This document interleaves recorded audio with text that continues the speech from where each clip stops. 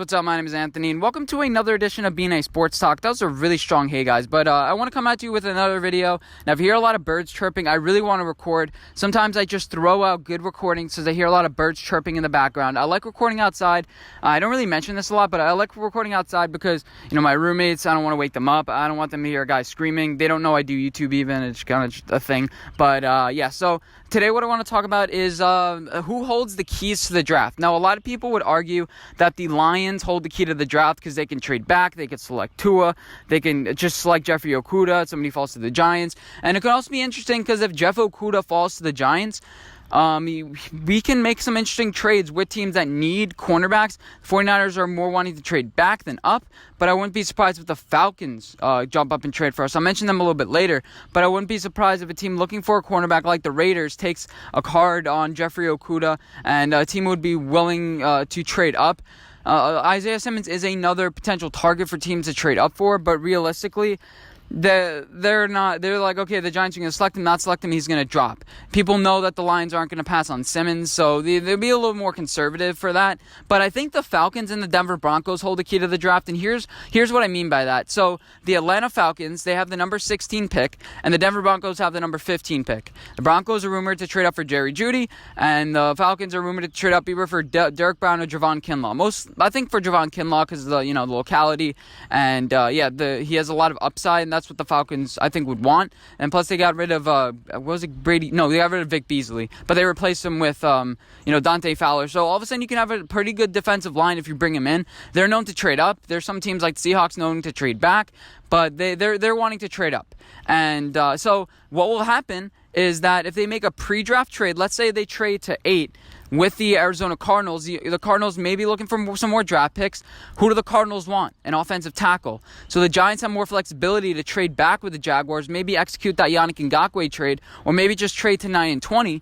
And then the Giants could get their second tackle off the list. So let's say the Chargers end up selecting the tackle instead of a quarterback or something like that. You end up getting your second tackle off the board, maybe even your first. And then you trade back to 12. The Browns end up trading back, and you end up still getting your second best offensive tackle. Maybe the Cardinals and Chargers do it. But you then still end up with your first tackle at 12. Trade back with the Raiders at 12 and 19. They end up selecting, like a Tua, or end up selecting Jeff Okudah, whoever falls down to us, maybe Isaiah Simmons. And I wouldn't mind that if I were the Giants. I really wouldn't. At 12, best offensive lineman, number 19, you still trade back. Maybe get Cesar Ruiz and just double up on offensive line. Number 36, get a safety and call it a draft. And then in the later rounds, get your edge guy, get your linebacker. Obviously, you still have a little bit of a hole there, but, you still feel solid with the guys you have. Jabril Peppers does grade out similarly to Isaiah Simmons. He's more of a safety, a strong safety than Isaiah Simmons is. I think Isaiah Simmons is more going to be a pass rusher. He's going to grade out a little bit more of a pass rusher in the NFL, but let's just see what we can do, and I think it's going to be very interesting. I made a whole video about 36 trading back, acquiring more assets, so that's also something we can do. Dave Gettleman, I think, is going to feel peer pressure to trade back. He's going to feel pressure from the Giants. He usually doesn't, but I think now he's feeling a little bit more pressure. This is an online thing. I think he's going to feel like he has the upper hand and feel a little bit more confident. He's like, I've done this before. We're good.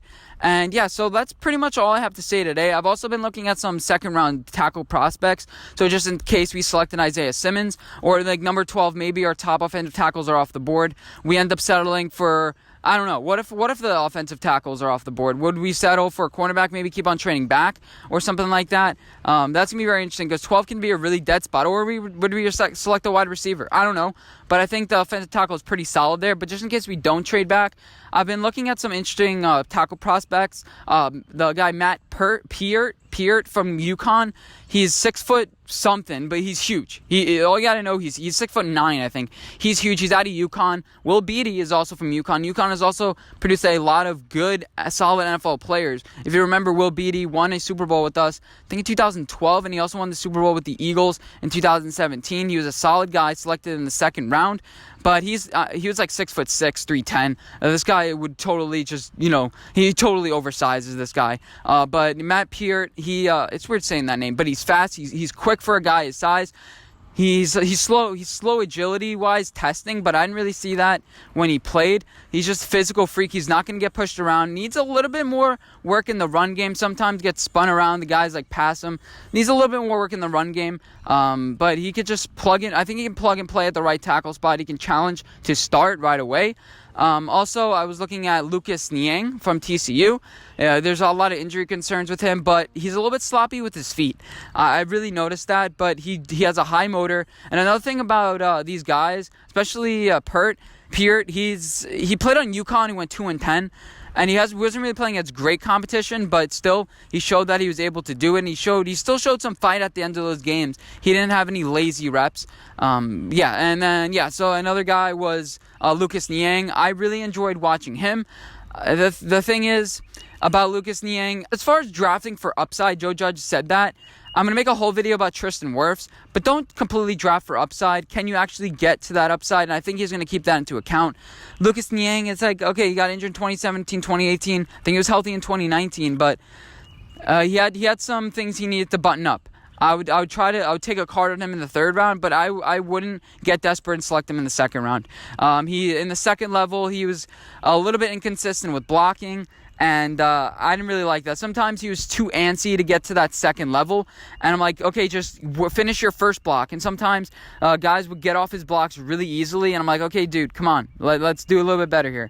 But I hope you guys enjoy this video. Birds have been chirping this entire time. So hopefully it doesn't really come up in the audio, because I think this was a solid recording. No, but Lucas Niang, he's solid. He has played against good defensive ends in the Big 12. Actually, no, not really. That's another thing. He played in the Big 10, 12. But I hope you guys enjoy this video, and I'll see you guys in my next video. Bye, guys.